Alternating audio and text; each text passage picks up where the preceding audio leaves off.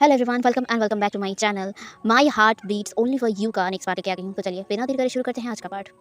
तो हमने पिछले पार्ट में देखा था कि विंग और वांगची की आज शादी थी। सारी तैयारी हो चुकी थी एंड क्लैन के सारे लोग अब मौजूद थे वेडिंग हॉल पर सारे फुल प्रमुख, सारे क्लैन के जो राजकुमारी थे सब लोग थे। और आज पहली बार हंगुन जुन को देखने वाले थे सारे क्लैन लीडर्स और ओमिकास। तो वो लोग बेसब्री से इंतजार कर रहे थे कि कब ग्रूम आएगा। जहाँ पे जो मैडम यू लैन चिरेन की तरफ देखते हुए कहते हैं, मास्टर लैन आप शादी कब शुरू करेंगे? सब लोग आ चुके हैं एंड सब लोग बेसब्री से इंतजार कर रहे थे शादी की शुरू करने का। आप कब शादी शुरू करेंगे? जहाँ पे ये सुनने के बाद मास्टर लैंड नोट करते हैं और वो अपने बड़े नेफ्यू की तरफ देखते हैं, जहाँ पे जो लैंड चेचन नोट करते हैं और वो तुरंत ही सभा से निकल जाते हैं। कुछ देर बाद जहाँ पे लैंड चेचन के साथ लान वांगजी एंटर करता है वेडिंग हॉल पे सारे लोग हंगुन जुन को देख रहे थे। हंगुन जुन का फेस पहली बार सब लोग देख रहे थे। जहाँ पे जो ओमेगास तो हाँ करके लिटरली अपने मुंह को खोलकर हंगुन जुन को देख रहे थे। जहाँ पे सारे लोग लिटरली मतलब मिसमराइज हो गए थे, क्योंकि हंगुन जुन का जो चेहरा था ना लिटरली इतना ज़्यादा हैंडसम लग रहे थे ना। और वेडिंग सूट में तो और भी ज़्यादा हैंडसम हंगुन जुन लग रहे थे। एंड सब लोगों की नज़र सिर्फ लान वांगजी की तरफ था। लान वांगजी जो आते ही अपनी जगह पर खड़ा हो गया था, जहाँ पे उसकी और उसके ओमेगा की शादी होने वाली थी। जहाँ पे जो लैन चेचन अपने भाई के साथ ही खड़े थे पीछे, जहाँ पे लैन चेचन अपने भाई की तरफ देख रहे थे। जहाँ पे वांगजी थोड़ा सा नर्वस था। ऑफ कोर्स शादी थी उसकी, नर्वस तो होंगे ही ना। तो वहाँ पे वांगजी थोड़ा सा नर्वस था। यहाँ पे अब कुछ रिचुअल्स परफॉर्म किया जाता है, जहाँ पे ग्रूम को अकेला ही उस रिचुअल्स को पूरा करना पड़ता है। लैंड क्लैन का ये एक तरफ से नियम था जो वांगजी कर रहा था। एंड कुछ देर बाद उसका जो रिचुअल्स था वो कंप्लीट हो गया था, जहाँ पे अब जो ब्राइड है उसे लाने के लिए भेजा गया था। जहाँ पे कुछ ओमेगास गए थे विंग को लेने के लिए, जहाँ पे सब लोग इंतजार कर रहे थे कि अब वो हंगुन जुन के ओमेगा को देख पाएंगे। अगर हंगुन जुन इतना सुंदर है तो हंगुन जुन का ओमेगा भी सुंदर ही होगा। तो इसी आशा में सब लोग बैठे थे, सब लोग दिल थाम के बैठे थे। यहाँ पे जो मैडम यू भी इंतज़ार कर रही थी किसी का, अपनी स्टेप सन की, जहाँ पे वो एकदम नॉर्मल थी, बहुत खुश दिख रही थी। जहाँ पे ये देखने के बाद फेंग मियान घूर कर अपने ओमेगा को देख रहे थे, जहाँ पे मैडम यू बहुत ही खुश थी और वो अपने हस्बैंड की तरफ देखकर एक स्माइल करती है। जहाँ पे ये देखने के बाद फेंग मियान लिटरली उन्हें बहुत ज़्यादा अजीब लगता है, लेकिन उन्होंने इग्नोर किया। वो भी इंतजार कर रहे थे अपने ओमेगा बेटे की। जहाँ पे कुछ देर हो गया था लेकिन अभी तक वो ओमेगास नहीं आए थे। जहाँ पे ये देखने के बाद कुछ लोग तो बातें करने लगे थे कि इतना देर क्यों लग रहा है। जहाँ पे जो लैन चिरेन भी जो फेंग मियान है उनकी तरफ देखते हैं। जब फेंग मियान भी जो लैन चिरेन की तरफ देखते हैं, जहाँ पे वो लोग भी समझ नहीं पा रहे थे इतना देर ओमेगास को क्यों लग रहा है विंग को लाने में। जहाँ पे कुछ देर होने के बाद जो मैडम यू खुद उठती है और उसके बाद वो जो लैन चिरेन की तरफ जाते हुए कहते हैं, मास्टर लैन आखिर इतना देर क्यों हो रहा है विंग को आने में। यहाँ पे ये कहने के बाद वो सभा में सबकी तरफ देखते हैं, जहाँ पे सभा के सारे लोग मैडम यू को देख रही थी। जहाँ पे मैडम यू कहती है, फेंग मियान क्या हुआ, तुम बताओ तुम्हारा बेटा कहाँ है? शादी का मुहूर्त हो गया है, सब लोग मौजूद है और अभी सिर्फ ग्रूम का आने का देरी था, यानी कि तुम्हारा ओमेगा बेटा जो अभी तक आया ही नहीं है, क्यों इतना देर क्यों लग रहा है? जहाँ पे फेंग मियान मैडम यू की तरफ देखती है और वो बहुत गुस्से में अपने ओमेगा की तरफ देखते हुए कहता है, यू ये सब क्या कह रहे हो, चुप हो जाओ, भरे सभा में तुम क्या शुरू कर दिया? यहाँ पे ये सुनने के बाद जो फेंग मियान को बात को काटते हुए मैडम यू कहती है, अरे बस बहुत हो गया फेंग मियान, अब कितना बचाओगे तुम अपने बेटे को? देखो तुम्हारा बेटा अभी तक आया भी नहीं है शादी में, आज उसका शादी है, इतना इंपॉर्टेंट दिन है उसके लिए, लेकिन आज वो इतना क्यों लेट कर रहा है? यहाँ पे ये सुनने के बाद जो लैन चिरेन बहुत ही गुस्से में मैडम यू की तरफ देखती हैं, उन्हें बहुत ज़्यादा गुस्सा आ रहा था। जहाँ पे जो लैन चिरेन फेंग मियान की तरफ देखते हुए लिटरली वो अपने आंखों से इशारा कर रहे थे कि वो अपने वाइफ को संभालिए। जहाँ पे जो फेंग मियान भी लिटरली समझ रहे थे, वो उठकर अपने अपने ओमेगा के पास जाते हैं और वो अपने ओमेगा के हाथ को पकड़ते हुए कहता है, यू चुपचाप आओ और यहाँ पे बैठ जाओ, यहाँ पे तमाशा बंद करो। यहाँ पे ये सुनने के बाद जो मैडम यू अपने हाथ को अपने हस्बैंड से छुड़ाते हुए कहता है, बस बहुत सह लिया है मैंने तुम्हारा और तुम्हारे ओमेगा बेटे का। मैंने तुम्हें पहले ही बताया था कि तुम ज़्यादा सिर पे इस ओमेगा को मत उठाओ। देखा आज तुमने उसे इतना ऊपर उठाया है कि लोगों के सामने आज तुम्हारा इज्जत मिट्टी में मिलाकर कहीं पे चला गया है। देखो अभी तुम्हारा ओमेगा बेटा शादी से भी भाग गया है। तुम्हारी इज्जत को और पूरे लैंड क्लैन के इज्जत को मिट्टी में मिलाकर तुम्हारा बेटा देखो कहाँ जाके रंगोली मना रहा है किसी के साथ। तुम्हारा बेटा पहले भी अपने इज्जत को सबके सामने मिट्टी में मिला ही चुका था। वो पहले भी एक अल्फ़ा के साथ रात बिता कर आया था और अब भी शायद किसी अल्फ़ा के साथ अपना रंगोली मना रहा है। यहाँ पे ये सुनने के बाद जो लैन चिरेन थे वो तो अब फूट गए। लिटरली उन्हें इतना ज़्यादा गुस्सा आ रहा था ना, सबके सामने लैंड क्लैन के सारे एल्डर्स के सामने इस तरह से मैडम यू सब कुछ बोल रही थी, जहाँ पे एल्डर्स भी बहुत ही गुस्से में ये सब सुन रहे थे। और जहाँ पे जो फेंग मियान भी और भी ज़्यादा गुस्से में मैडम यू का हाथ टाइटली पकड़ कर चिल्ला कर कहता है, यू अपना हद मत भूलो और ये सब क्या कह रहे हो तुम, अपना मुँह बंद रखो। यहाँ पे एक शादी हो रहा है और इतने सारे लोगों के सामने तुम ये सब क्या कर रहे हो? जहाँ पे जो मैडम यू भी चिल्ला कर कहती है, और मैं क्या कहूँ, हाँ तुम्हारा बेटा ये सब कांड करेगा और मैं बोलूँ तो ये मेरा गलती हो गया। देखो तुम ही देखो, तुम्हारा ओमेगा बेटा यहाँ पे नहीं आ रहा है। और मैंने सच ही तो कहा है। अगर विश्वास नहीं होता तो आप सब लोग लान वांगजी से पूछ लीजिए। कुछ दिन पहले ही लान वांगजी ने इस ओमेगा के साथ यानी कि विंग के साथ अपना नाइट स्पेंड किया है और वो रंगे हाथों सबके सामने पकड़े गए हैं और इस वजह से ही वो शादी कर रहे हैं इस ओमेगा के साथ। जहाँ पे ये सुनने के बाद सब लोग लाइक उस सभा में जितने भी लोग थे ना, लाइक उस वेडिंग हॉल में सब लोग बातें करने लगते हैं। क्या सब लोग ये सब बातें कर रहे थे कि हंगुन जुन किसी ओमेगा के साथ, वो भी बिना शादी किए, इसी ओमेगा के करीब गए हैं। और ये सब कुछ लाइक उस सभा में सब लोग लाइक बातें बना रहे थे। अब बहुत हो गया था बस। अब यहाँ पे लैन चिरैन अपना जो धैर्य थे ना वो खो चुके थे और वो अपने सीट से उठते हुए जो मैडम यू थी, मैडम यू की तरफ देखते हुए कहता है, बस बहुत हो गया है आपका, मैंने बहुत बर्दाश्त कर लिया है आपकी ये बेफजूल की बातें।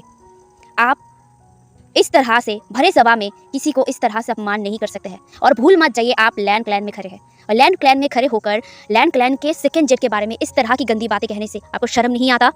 यहाँ पे ये सुनने के बाद जो मैडम यू थी, मैडम यू भी भड़कते हुए कहती है, आप जिस नेफ्यू को लेकर इतना गुरूर कर रहे हैं ना, आप उस नेफ्यू से जाके पूछिए ना जो मैं कह रहा हूँ क्या वो सच है या फिर झूठ। यहाँ पे ये सुनने के बाद जो लाइक लैन चिरैन थे, लैन चिरैन अपने नेफ्यू की तरफ देखते हैं, यहाँ पे यानी कि वांगजी की तरफ, जहाँ पे वांगजी ने अपने सिर को नीचा करके रखा था, वो कुछ नहीं कह रहा था अभी। उसके फेशियल एक्सप्रेशन लाइक जो लैन चिरैन थे वो समझ नहीं पा रहे थे। जहाँ पे लैन चिरैन अपने नेफ्यू की तरफ देखते हुए कहता है, वांगजी क्या मैडम यू जो कह रही है वो सच है? यहाँ पे जो लैन शिचैन थे वो अपने अंकल की तरफ देखते हुए कहता है, अंकल आप ये सब क्या कह रहे हैं, वो ये सब नहीं कर सकता है, वांगजी ऐसा कभी भी नहीं करेगा। यहाँ पे जो लैन शिचैन की बातें सुनकर लैन चिरैन अपने नेफ्यू यानी कि अपने छोटे नेफ्यू की तरफ देखते हुए कहता है, वांगजी मैं कुछ पूछ रहा हूँ। जहाँ पे वांगजी कुछ नहीं कह रहा था, लिटरली उसका मुंह एकदम बंद था, वो एक भी शब्द नहीं निकल रहा था। जहाँ पे जो मैडम यू था वो मैडम यू हंसते हुए कहता है, देखा आपको प्रूफ मिल गया कि आपका द हंगुन जुन द लाइफ बियरिंग लॉर्ड, जिसे कल्टिवेशन वर्ल्ड में सब लोग इतना रिस्पेक्ट करते हैं, वो ऐसा काम भी कर सकते हैं। जहाँ पे ये सब कुछ जो लाइक लैन शिचैन और लैन चिरैन सुन रहे थे, लिटरली जो लैन शिचैन थे उनको भी बहुत ज़्यादा गुस्सा मैडम यू के ऊपर आ रहा था। जहाँ पे जो लैन शिचैन थे, लैन शिचैन अपने भाई की तरफ देखते हैं और वो कहते हैं, वांगजी तुम कुछ क्यों नहीं बोल रहे हो? मैडम यू किस तरह से ये सब बातें बोल रहे हैं तुम्हारे बारे में, तुम कुछ क्यों नहीं बोल रहे हो? जहाँ पे जो वांगजी था, वांगजी अपने भाई की तरफ देखता है लेकिन वो एक भी शब्द नहीं निकालता। जहाँ पे लाइक जो लैन शिचैन थे वो कंफ्यूज थे अपने भाई के ऊपर, लाइक उन्हें पता है सब कुछ सच और वो ये सब बताना चाहते हैं, लेकिन जो वांगजी था, वांगजी अपने भाई का हाथ पकड़ लेता है और अपने सिर को सिर्फ नाम में हिलाता है। जहाँ पे जो लैन शिचैन थे वो समझ नहीं पा रहे थे। जहाँ पे जो वांगजी था, वांगजी अपने आइस को सिर्फ 2 बार ब्लिंक करते हैं जैसे कि वो एश्योरिटी देना चाहता था। जहाँ पे जो लैन शिचैन थे वो चुप हो गए थे और वो बहुत ही गुस्से में मैडम यू की तरफ देखते हैं। जहाँ पे मैडम यू कहते हैं, देखा आप सब लोग देख लीजिए, जिस हंगुन जुन को आप लोग इतना ज़्यादा रिस्पेक्ट करते हैं, वो हंगुन जुन किसी ओमेगा के साथ, वो भी बिना शादी किए अपना रात बिताए है और उसके बाद भी वो इस तरह यहाँ पे खड़े हैं। यहाँ पे जो लाइक जिन क्लैन के जो कुल प्रमुख थे, जिन गोंगशान, वो खड़े होते हैं और वो लाइक लैन चिरैन की तरफ देखते हुए कहता है, मास्टर लैन जो हम लोग सुन रहे हैं क्या ये सच है? यानी कि आपका नेफ्यू बिना शादी के किसी ओमेगा के साथ अपना रंगोलियाँ बनाए हैं, ये ठीक नहीं है और लैन क्लैन में ये शोभा तो बिल्कुल नहीं देता है।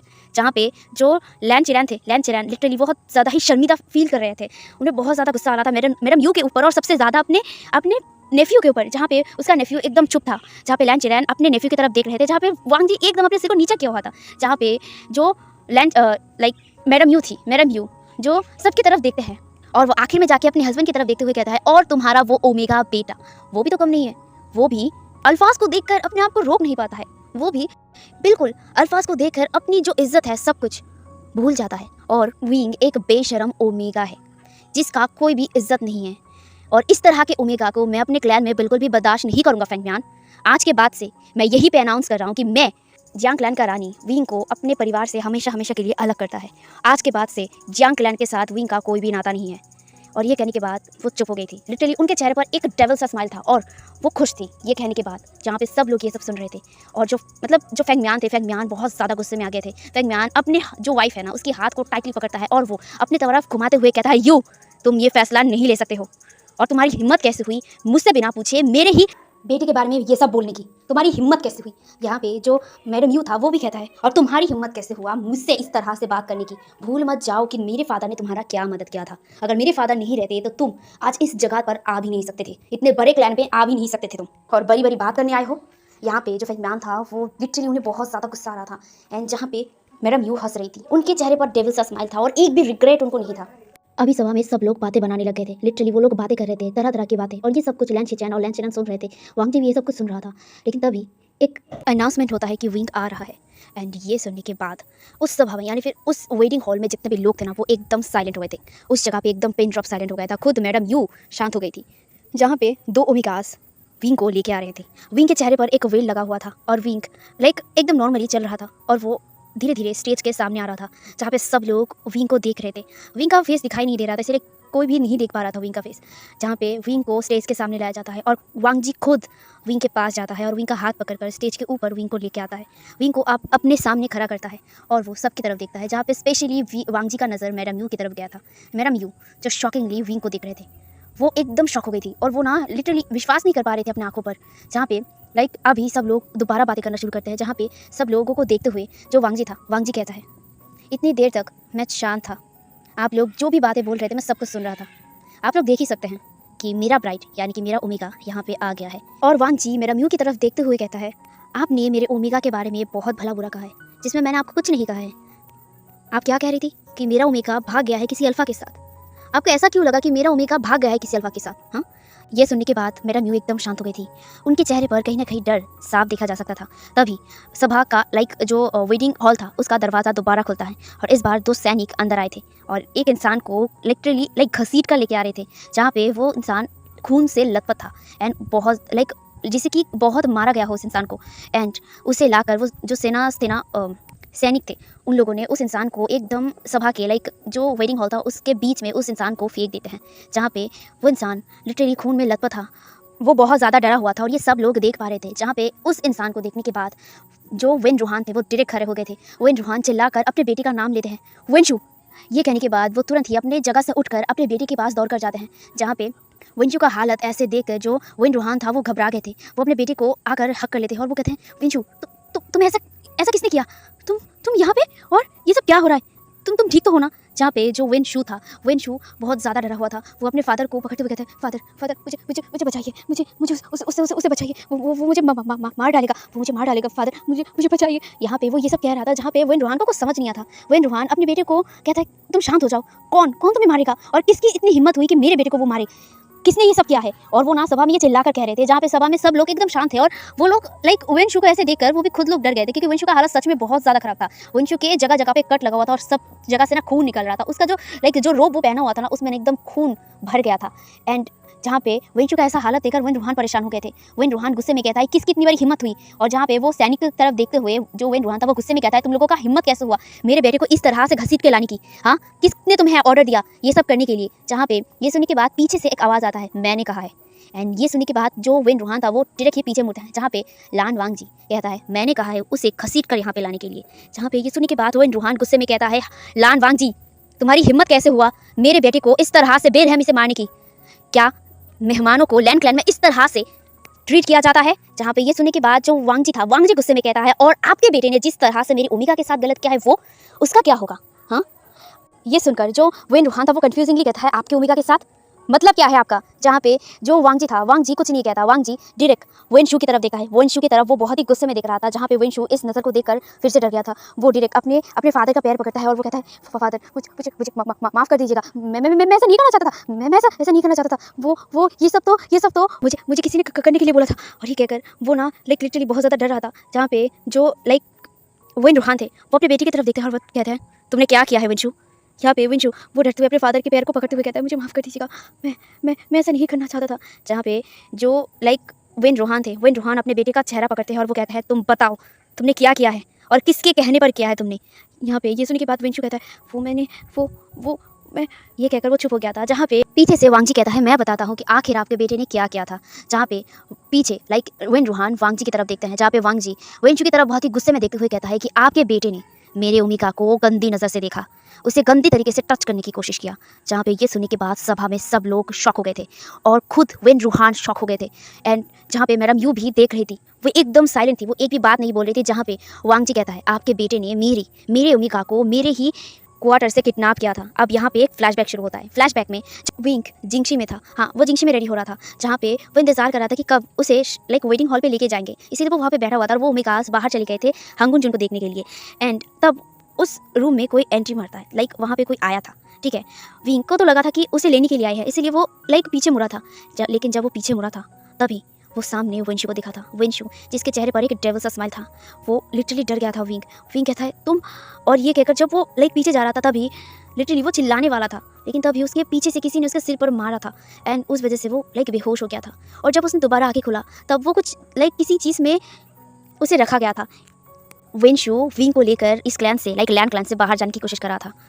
विंशु विंग को लेकर लैंड क्लैन के बाजार तक पहुंच गया था, जहाँ पे विंग ने बहुत स्ट्रगल किया था उस जगह से छूटने की, लेकिन वो छूट नहीं पाया था। उसके हाथ पैर मुंह सब कुछ बंद था, जहाँ पे वो बोलने की कोशिश करता है लेकिन वो बोल नहीं पाता है। वो लिटरली वहीं पे बहुत ज़्यादा रो रहा था, उसे डर लग रहा था। वो विंशु के चेहरे को देखकर लिटरली उसे लग गया था कि विंशु से उसके साथ कुछ गलत करेगा और आज उसकी शादी है, वो वेटिंग हॉल से गायब होगा। ये सब कुछ वो सोच रहा था और उसे इतना ज़्यादा रोना आ रहा था। वो ऐसे ही रो रहा था, लेकिन तभी उसके दिमाग में टंग करके बजा एक तालिस्मान। हाँ, तालिस्मान। वो उस तालिस्मान के बारे में याद किया था। असल में एक तालिस्मान था, वो एक एलार्ट तालिस्मान था जिसे वांग जी ने खुद विंग के हाथ में दिया था और उसे एक्टिवेट करना सिखाया था। विंग जब विंशु ने जिस तरह से विंग को टच किया था, उसके बाद वांग जी नहीं चाहता था कि विंग के साथ दोबारा ऐसा हो, इसीलिए विंग को उसने एक तालिस्मान दिया था, वो भी एक अलार्ट तालिस्मान। उस तालिस्मान को एक्टिवेट करने से विंग जहाँ भी होगा वांग जी वहाँ तक पहुँच जाएगा और ये तालिस्मान विंग के पास ही था। विंग ये पता नहीं क्यों उसने अपने पास रख लिया था और वो अपने रोप पर उस तालिस्मान को हमेशा लगा के रखने का प्रॉमिस किया था। और उसे ये याद आने के बाद वो बहुत मुश्किल से अपने हाथ को खोलने की कोशिश करता है। लिटरली वो जिस जगह पे था ना, वो बहुत छोटा सा एक जगह था जहाँ से वो खेल भी नहीं पा रहा था, लेकिन वो बहुत मुश्किल से बहुत स्ट्रगल करने के बाद वो उस अपने हाथ को वो खोल पाया था। वो अपने हाथ को खोलने के बाद वो बहुत मुश्किल से जो तालिस्मान जो अपने ग्रुप में उसने लगा के रखा था उस तालिस्मान को लेता है। उसके बाद उसे एक्टिवेट करने की कोशिश करता है, लेकिन उससे एक्टिवेट नहीं हो रहा था। वो बहुत कोशिश करता है अपनी जितनी भी जो स्पिरिचुअल पावर थी, जो भी उसके अंदर था, वो स्पिरिचुअल पावर से बस एक बार इस तालिस्मान को एक्टिवेट करने की कोशिश कर रहा था। बहुत कोशिश करने के बाद जाके फाइनली ये तालिस्मान एक्टिवेट हुआ था। और ये जब एक्टिवेट हुआ था ना, विंग से प्रे कर रहा था और वो बार बार वांग जी का नाम ले रहा था। वो अपने मन में कहता है, वांग जी प्लीज़ मुझे बचाओ, प्लीज़ प्लीज़ प्लीज़ हस्बैंड मुझे बचा दे, मैं फंस गया हूँ यहाँ, विंशु मुझे नहीं छोड़ेगा। और बस वो यही उस तालिस्मान को अपने चेस्ट पर लेकर यही सब बार बार बोल रहा था और वो सिर्फ इंतजार कर सकता था अपने हस्बैंड का आने का, एंड बस वो यही कह रहा था। एंड दूसरी तरफ ये तालिस्मान एक्टिवेट होने के बाद ही वांग जी जो अपने रूम पर अकेला बैठा था, तभी उसके पास जो तालिस्मान था, जो अलार्ट तालिस्मान था, वो जल गया था। उसने जो तालिस्मान विंग को दिया था वो अलार्ट तालिस्मान था और वांग जी के पास उसी का ही एक कॉपी था, जिसकी वजह से वो पता कर सकता था कि विंग मुसीबत में है या नहीं। एंड वो तालिस्मान जब एक्टिवेट हुआ था वांग जी के पास दे के ये तालिस्मान का जो मैसेज था वो आ गया था। एंड उसके बाद ही वांग जी लिटरली वो पहले शॉक हो गया था। वो उस तालिस्मान को देखकर वो कहता है, विंग ने तालिस्मान एक्टिवेट क्यों किया, क्या विंग को कुछ हुआ है। और ये कहने के बाद वो डायरेक्ट उस क्वार्टर से निकलकर वो डायरेक्ट अपने क्वार्टर पे गया था। एंड अपने क्वार्टर पे जाने के बाद उस जगह की चीज़ों को बिखरा हुआ देखकर वो शॉक हो गया था और वो चारों तरफ विंग को ढूंढ रहा था, लेकिन विंग वहाँ पे नहीं था। एंड वो अपने तालिस्मान को अपने फ्यूचर जो स्पिरिचुअल पावर था उसे ऑन करते हुए अपने तालिस्मान को लोकेशन ढूंढता है, जहाँ पे लोकेशन डायरेक्ट लैंड क्लैन के बाहर दिखा रहा था। लैंड क्लैन का जो बाजार है ना, वहाँ पे दिखा रहा था। यहाँ पे ये देखने के बाद वांग जी 1 मिनट भी नहीं रुकता है और वो अपने तलवार पर उड़कर वहाँ पे जाने लगता है। दूसरी तरफ विंग को विंशु ने एक इन में रखा था, हाँ, क्योंकि उसे लालच आ गया था विंग को टेस्ट करने का, और इसीलिए वो विंग को उस इन में लाया था। विंग जो बेहोश होने का नाटक कर रहा था, क्योंकि उसे पता है कि वो विंशु से नहीं जीत पाएगा। विंशु जितना ताकतवर है वो विंशु से जीत नहीं पाएगा। वो सिर्फ एक मौका ढूंढ रहा था यहाँ से भागने का, और जहाँ पे विंशु ने विंग को एक प्राइवेट रूम पे लाया था। एंड लाने के बाद वो विंग की तरफ देख रहा था, जहाँ पे विंग ने अपनी आंखों को बंद करके रखा था, लेकिन वो डर रहा था क्योंकि विंशु जिस तरह से उसे देख रहा था उसे फील हो रहा था। एंड विंग को बहुत ज़्यादा अजीब, बहुत ज़्यादा गंदा फील हो रहा था। वो कैसे भी करके यहाँ से बचना चाहता था। वो बार बार अपने मन में सिर्फ लंजा का नाम नहीं रहा था, वो सिर्फ अपने हस्बैंड को बुला रहा था। सिर्फ वो एक बार अपने हस्बैंड को अब देखना चाहता था और उसे बहुत ज़्यादा डर लग रहा था। जहाँ पे विंशु विंग के ऊपर आ गया था, विंग बेड पर था और विंग के ऊपर विंशु आ गया था, और ये देखने के बाद विंग डर गया था। विंग तुरंत ही अपने आंखों को खोलकर विंशु को ढका देने की कोशिश करता है, लेकिन विंशु विंग का दोनों हाथ एकदम उसके सिर के ऊपर रख दिया था और वो विंग की तरफ बहुत ही लस्टफुली देख रहा था। एंड ये देखने के बाद विंग चिल्ला कर कहता है, मुझे छोड़ दो प्लीज़, मुझे छोड़ दो, ऐसा मत करो मेरे साथ, प्लीज़ मुझे छोड़ दो, तुम क्यों ऐसा कर रहे हो, मैंने तुम्हारा क्या बिगाड़ा था, प्लीज़ मुझे छोड़ दो, प्लीज़। यहाँ पे ये सुनने के बाद जो विंशु था, विंशु कहता है, अरे तुम डर क्यों रहे हो, तुम मेरी ओमेगा हो, तुम डर क्यों रहे हो, मैं तुम्हारा अल्फा हूँ, तुम मुझसे क्यों डर रहे हो।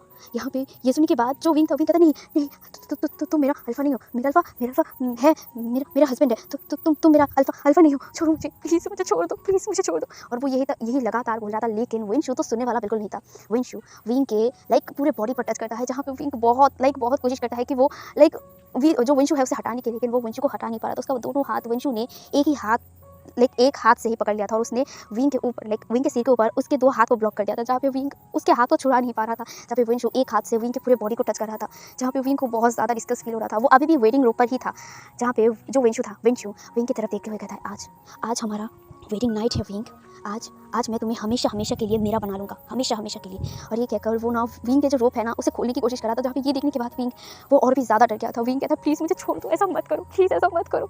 और ये सब वो लगातार बोल रहा था, जहाँ पे विंचू हंस रहा था। विंचू हंस रहा था विंग की ऐसी हालत देखकर, जहाँ पे विंग लिटरली उसे बहुत ज़्यादा रोना आ रहा था, बहुत ज़्यादा। लेकिन विंग ने अपनी आंखों को टाइटली बंद कर लिया था। वो रो रहा था बहुत ही ज़ोर ज़ोर से, लेकिन उसने अपनी आंखों को टाइटली बंद कर लिया था। वो ये नहीं देख सकता है कि उसके साथ जो सब हो रहा है वो आज के बाद एक गंदा होगा हो जाएगा। वो अपने अल्फा को कैसे मुंह दिखाएगा, और ये सब वो सोच रहा था और अपने आंखों को टाइटली बंद करके रखा था। लेकिन तभी एक ज़ोरदार आवाज़ आता है, एंड ज़ोरदार आवाज़ के साथ उस रूम का दरवाज़ा खुलता है। एंड उस रूम का दरवाज़ा खुलने के बाद वंशु शॉक हो गया था, और विंग ने अपनी आंखों को खोल लिया था। और वो डायरेक्ट दरवाजे की तरफ देखता है, जहाँ पे उसका हस्बैंड खड़ा था, उसका हस्बैंड। और ये देखने के बाद उसे एक उम्मीद जागता है, जहाँ पे विंग को वांगजी इस तरह को देखकर वांगजी को इतना ज़्यादा गुस्सा आया, उसे बहुत ज़्यादा गुस्सा आया। वो डायरेक्ट विंग और वंशु की तरफ जाता है, जहाँ पे विंग को विंग के ऊपर से वंशु को कॉलर से पकड़कर नीचे उतारता है, और वो वंशु के ऊपर धड़ाधम अपनी लातों की बारिश कर देता है, जहाँ पे वो अपने पैरों से लिटरली वंशु को मार रहा था। उसे इतना ज़्यादा गुस्सा चढ़ गया था, वो ना अपने तलवार को लेता है, और वो तलवार से भी वंशु के ऊपर लगातार वार करता है। वो एक भी मर्सी वंशु के ऊपर नहीं करता है, जहाँ पे वंशु का हालत बहुत ज़्यादा ख़राब हो गया था। वो खुद का डिफेंस तक नहीं कर पाया था, इतना जल्दी सब कुछ हुआ था, जहाँ पे वंशु के दिमाग के ऊपर से गया था सब कुछ। जहाँ पे वांगजी ने तलवार के जरिए इतना ज़्यादा कट वंशु के पूरे बॉडी पर कर दिया था ना, वंशु लाइक मरने जैसी हालत हो गई थी। जहाँ पे जो वांगजी था, वांगजी कहता है मैंने कहा था तुम्हें कि मेरे ओमेगा को टच मत करना, वरना तुम्हें मौत ही मिलेगा। तुमने मेरे वर्ड्स को सीरियसली नहीं लिया था वंशु। और ये कहकर वो लगातार वंशु के ऊपर अपने तलवार से कट लगाया था, जिस वजह से जो वंशु था ना, वंशु के बॉडी से एकदम लाइक ब्लड निकलते जा रहा था। एंड जहाँ पे विंग ये सब देख रहा था, विंग को भी डर लग रहा था, क्योंकि वांगजी का जो लाइक ऑरा था ना इतना ज़्यादा डार्क था कि लाइक सब लोग डर जाते हैं। जहाँ पे वंशु तो ऑलरेडी डर गया था, एंड वांगजी का जो फेरोमोन्स था लिटरली इतना ज़्यादा एग्रेसिव था ना कि विंग को भी सफोकेशन फील हो रहा था। वो उसे भी थोड़ा सफोकेशन फील हो रहा था, जहाँ पे वांगजी लगातार वंशु के ऊपर लाइक लातों की बारिश और मुक्कों की बारिश, साथ ही साथ तलवार की कट की बारिश कर रहा था। जहाँ पे वंशु का हालत और इतना ज़्यादा खराब हो चुका था कि वो अब मुँह से एक शब्द भी नहीं निकल सक रहा था। जहाँ पे विंग के देखने के बाद वो कहता है हस्बैंड, यहाँ पे वो ये बहुत मुश्किल से कह पाया था, क्योंकि उसके मुंह से कोई शब्द नहीं निकल रहा था। ये हालत देखकर, ये सब कुछ देखकर उसे बहुत ज़्यादा डर लग रहा था। जहाँ पे उसने अपने घुटनों को टाइटली पकड़ा हुआ था, उसे डर लग रहा था। जहाँ पे वांगजी विंग का आवाज़ सुनने के बाद रुकता है, और उसके बाद वो पीछे मुड़ता है। जहाँ पे विंग इतना ज़्यादा डरा हुआ था, वो साइड में था और वो अपने हस्बैंड की तरफ देख रहा था। जहाँ पे जो वांगजी था, वांगजी अपनी आंखों को टाइटली बंद करता है। वो अपने आप को शांत करने की पूरी तरीके से कोशिश करता है, क्योंकि वो अपने हस्बैंड को अपने ओमेगा को डराना नहीं चाहता था। उसे सच में बहुत ज़्यादा गुस्सा आ गया था। जहाँ पे वांगजी 2 बार ब्रीथ लेता है लंबी लंबी, उसके बाद वो खुद को शांत कर विंग के पास जाता है। जहाँ पे विंग थोड़ा सा डरा हुआ था, लेकिन वो अपने हस्बैंड से डर नहीं सकता। वो डायरेक्ट अपने हस्बैंड के पास दौड़ के जाता है, और वो अपने हस्बैंड को टाइटली हक कर लेता है। जहाँ पे जो मतलब वांगजी था, वांगजी ने अपने तलवार को नीचे गिरा दिया था, जिस तलवार में अभी भी खून था। एंड जहाँ पे जो वांगजी था, वांगजी भी अपने ओमेगा को हक कर लिया था। जहाँ पे विंग बहुत ज़ोर ज़ोर से रो रहा था, और वो कहता है हस्बैंड अब आ गए, मुझे बचा लीजिए। ये याद भी मुझे गंदी तरीके से टच कर रहा था, प्लीज़ प्लीज़ मुझे बचा लीजिए। यहाँ पे जो वांगजी था, वांगजी विंग का और भी टाइटली हक करते हुए कहता है विंग शांत हो जाओ, मैं तुम्हारे पास हूँ। यहाँ पे जो विंग था, विंग बहुत ज़्यादा डर चुका था, बहुत ज़्यादा। आज अगर वांगजी नहीं आता तो आज उसके साथ क्या हो जाता वो सोचना भी नहीं चाहता था। जहाँ पे वांगजी विंग को अपने गोद में उठाता है, और वो वंशु की तरफ देखता है, और वो वंशु को बहुत ही गुस्से में देख रहा था। जहाँ पे वंशु का हालत इतना ज़्यादा ख़राब हो गया था कि वो अब एक शब्द भी बोल नहीं पा रहा था। जहाँ पे वांगजी कहता है तुम्हारा यही हर्ष होना चाहिए वंशु। ये कहने के बाद वो बाहर जाने लगता है, और बाहर जाने के बाद वो एक तालिस्मान एक्टिवेट करता है और उसे आसमान में छोड़ देता है। जहाँ पे आसमान में एक क्लाउड जैसा पैटर्न बना था, और वो बनने के बाद कुछ देर बाद ही वहाँ पे एक लाइक 2-4 सैनिक आए थे। एंड सैनिक को देखकर वांगजी कहता है वंशु को लेकर सीधा जब मैं इशारा करूँ तब वेटिंग हॉल पे लेके आना। पता नहीं वांगजी के माइंड में क्या चला था उस वक्त, उसने ये कहा था। उसके बाद वो विंग को लेकर डायरेक्ट लैंड क्लैन वापस आ गया था। लैंड क्लैन वापस आने के बाद वो विंग को जिंगशी में लाया था। जिंगशी लाने के बाद वो विंग को समझाया था, एंड वो विंग को शांत रहने के लिए कहा था। जहाँ पे विंग ने नोट किया था, हाँ वो अपने हस्बैंड की बात सुनेगा, और कहीं ना कहीं वांगजी कुछ सोच रहा था, ये विंग को समझ आ गया था, और विंग ने सिर्फ नोट किया था। उसके बाद वांगजी अपने क्वार्टर में दोबारा वापस गया था, और इस बार लाइक विंग के प्रोटेक्शन के लिए 2 गार्ड्स को रख दिया था वहाँ पे। जहाँ पे वांगजी अपने क्वार्टर पे वापस चला गया था। उसके माइंड में कुछ तो चल रहा था। वांगजी अपने क्वार्टर पे आने के बाद उसने कुछ सोच रहा था, लेकिन तभी जो लैंड शेचन थे, लैंड शेचन वांगजी के पास आए थे। वांगजी उस वक्त शांत था, एंड वांगजी अपने भाई के साथ वेटिंग हॉल पे चला गया था। और उसके बाद तो आप लोगों ने देख ही लिया था गाइस, तो अब यहाँ से फ्लैशबैक एंड होता है। और यहाँ पे वांगजी ये सब कहने के बाद सब लोग लिटरली शॉक थे। एंड जो मैडम यू था, वो इतना ज़्यादा शॉक थी कि उनके मुंह से एक शब्द तक नहीं निकल रहा था और कहीं ना कहीं मैडम यू डर रहा था। और वांग जी का नज़र ना लिटरली मैडम यू पर ही टिका हुआ था। वो इतनी देर तक जो कुछ भी बोल रहा था ना, वो सब कुछ मैडम यू की तरफ देखते हुए कह रहा था। और मैडम यू ये लाइक वांग जी को ऐसे घूरते हुए देखकर उन्हें बहुत ज़्यादा डर लग रहा था। जहाँ पे वांग जी ये सब कहने के बाद वो वेन रूहान की तरफ देखते हुए कहता है, और आपके बेटे ने जिस तरह से मेरे ओमेगा को टच करने का हिम्मत दिखाया है, उसके बाद लैन क्लैन किसी भी हालत में आपके बेटे को बिना सज़ा पाए बाहर नहीं जाने देंगे। जहाँ पे ये सुनने के बाद जो विन रूहान था, विन रूहान अपने सिर को नीचा कर लिया था। लिटरली उन्हें बहुत ज़्यादा गुस्सा अपने बेटे के ऊपर आ रहा था। जहाँ पे जो विन रूहान था, विन रूहान अपने बेटे की तरफ देखता है और वो अपने पैर से एक लात अपने बेटे को मारते हुए कहता है, तुम्हारी वजह से आज मुझे इतनी सारी बातें सुनना पड़ रहा है, तुम नालायक हो एक नंबर के। जहाँ पे विंशु को पेन होता है, सच में उसका पूरा बॉडी ऑलरेडी, जो वांग जी था, वांग जी ने हालत ख़राब कर ही चुका था। जहाँ पे जो विंशु था, वंश को बहुत ज़्यादा गुस्सा वांग जी के ऊपर भी आ रहा था और साथ ही साथ एक और इंसान के ऊपर भी आ रहा था, और वो उस इंसान को बहुत ही गुस्से में घूर रहा था। जहाँ पे वो इंसान डर गया था। दूसरी तरफ वांग जी वंश को तरफ देखते हुए और विन रूहान की तरफ देखते हुए कहता है, अब आपके बेटे को लैन के लैन का सज़ा भुगतना होगा। जहाँ पे जो विन रूहान लाइक वो करते हैं और वो माफ़ी मांगते हुए कहता है, मुझे माफ़ कर दीजिएगा, मेरे बेटे ने जो कुछ किया है उसकी वजह से मैं आपसे माफ़ी मांगता हूँ। जहाँ पे विन रूहान की माफ़ी को लाइक एक्सेप्ट ना करते हुए जो लैन चिरैन कहते हैं, आपके बेटे ने जो किया है उसका सज़ा उनको मिलना होगा। और ये कहने के बाद जो लैन चिरैन अपने सैनिक की तरफ इशारा करते हैं, जहाँ पे सैनिक विंशु को पकड़कर जेल में बंद कर देते हैं। जहाँ पे ये सब कुछ तमाशा होने के बाद जो लैन चिरैन कहते हैं, बहुत हुआ है, शादी का मुहूर्त चला जा रहा है, अभी शादी करवाना ज़रूरी है। जहाँ पे सब लोग नोट करते हैं, क्योंकि हाँ अभी शादी का वक्त चला जा रहा है और ये सब तमाशे की वजह से ऑलरेडी शादी में लेट हो ही चुका था। जहाँ पे अब विंग और वांग जी को आमने सामने खड़ा कर दिया गया था। जहाँ पे विंग और वांग जी की मैरिज स्टार्ट हो गया था। जहाँ पे जो मैडम यू बहुत ही गुस्से में विंग और वांग जी को देख रही थी। उनकी सारी जो मेहनत था वो मिट्टी में मिल गया था। जहाँ पे वो सिर्फ देखने के अलावा और कुछ नहीं कर सकते हैं। अब विंग और वांग जी की शादी धीरे धीरे होने लगता है। जहाँ पे विंग और वांग जी एंसेस्टर के सामने वो करते हैं, अपने एल्डर के सामने वो करते हैं, और वो आखिर में जाके एक दूसरे के सामने वो करते हैं। वो लोग एक दूसरे के साथ टी भी एक्सचेंज करते हैं और उसके बाद जाके उनकी शादी कंप्लीट होता है। एंड वो प्रॉपरली पूरे कल्टीवेशन वर्ल्ड के सामने शादीशुदा बन चुके थे। और यहाँ पे सब कुछ मैडम ये देख रही थी, उन्हें बहुत ज़्यादा गुस्सा हो रहा था, बहुत ज़्यादा वो अपने आप को कंट्रोल कर रही थी। जहाँ पे जो जैंग फेंगमियान थे वो खुश थे अपने ओमेगा बेटे के लिए। जहाँ पे जो लाइक उसका भाई यानी कि विंग का जो भाई है जियांग चैंग, वो भी खुश था। जो जियांग यानी थी वो भी खुश थे। एंड सब लोग उनको ब्लेसिंग देते हैं। जहाँ पे विंग और वांग जी लिटरली खुश थे। विंग भी खुश था। हाँ उसके साथ जो कुछ भी हुआ ये सही नहीं था, लेकिन हाँ उसके बाद थोड़ा सा उसे खुशी मिला है। फाइनली जाके उसके अल्फा के साथ पूरी कल्टीवेशन वर्ल्ड के सामने उसकी शादी हुई है।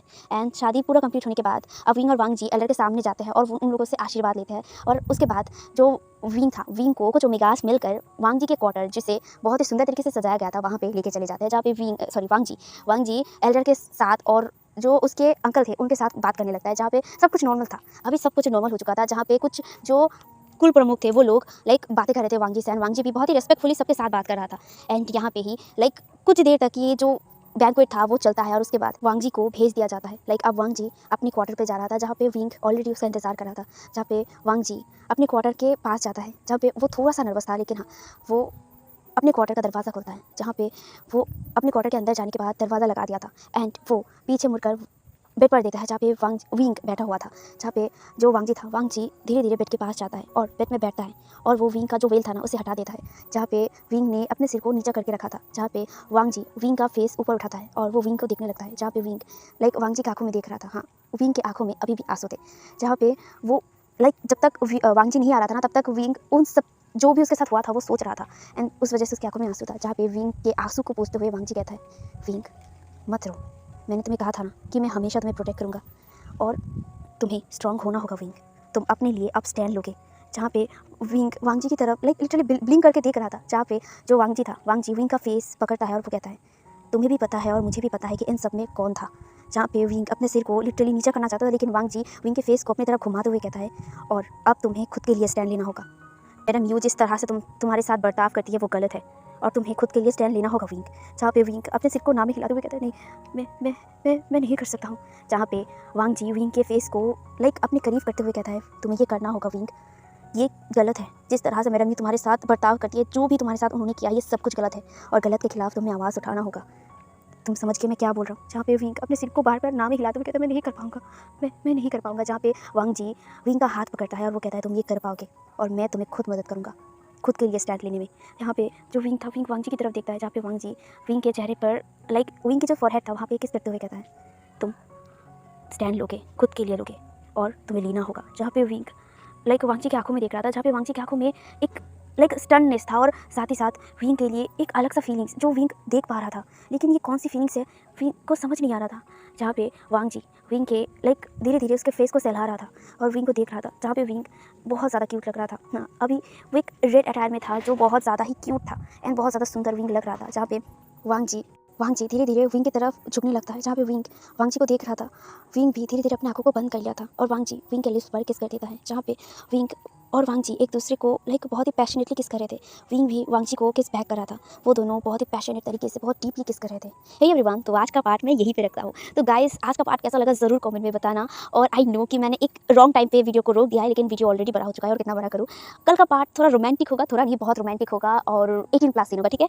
और कल के पार्ट बहुत जल्दी लाने की मैं पूरी तरीके से कोशिश करूँगी। और हाँ, आज का पार्ट कैसा लगा है ज़रूर कमेंट में बताना। और हाँ, इस बार बहुत अच्छा और बहुत ज़्यादा कमेंट करना प्लीज़ प्लीज़ प्लीज़ गाइस, क्योंकि आपके कमेंट ही मुझे मोटिवेट करते हैं। आप लोग कमेंट लाइक कम कर रहे हैं धीरे धीरे और ये मुझे बिल्कुल भी पसंद नहीं आ रहा है, बहुत ज़्यादा हर्ट फील होता है यार। तो प्लीज़ जल्दी से भर भर के कमेंट करना और कौन कौन एक्साइटेड है कल के पार्ट के लिए वो लोग भी जल्दी से जल्दी कमेंट करना, ठीक है।